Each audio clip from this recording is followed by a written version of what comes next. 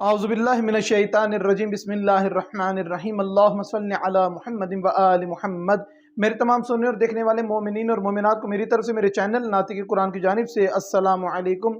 مولا حضرت امام جعفر صادق علیہ السلام کا ارشاد گرامی ہے کہ پروردگار 3 افراد کی محفلوں میں 3 افراد کی مجالس میں بیٹھنے سے منع فرمایا ہے۔ پروردگار نے وہ کون سے کہا؟ پہلی وہ مجلس جہاں پہ ایسا شخص موجود ہو جو اپنے فتوے میں جھوٹ کا استعمال کرتا ہو، جھوٹے فتوے دیتا ہو، ایسے فرد کی مجلس میں نہ بیٹھو کیونکہ پروردگار اس شخص کو، اس محفل کو ناپسند فرماتا ہے۔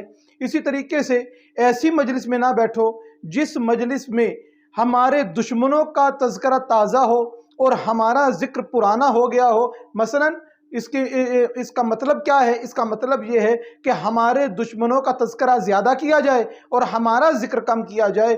ایسی محفل کو بھی خدا پسند نہیں فرماتا۔ یہاں پر بھی بیٹھنے سے پروردگار نے منع فرمایا ہے۔ مولا مزید فرماتے ہیں کہ ایسی مجلس میں نہ بیٹھو جہاں پر ایسا شخص موجود ہو جو تمہیں ہماری اطاعت سے بیزار کرے، ہماری اطاعت سے گمراہ کرے، اور تم جانتے ہو کہ وہ ہمیں اس رستے سے، جو حق کا رستہ ہے، اس رستے سے ہٹانے والا ہے۔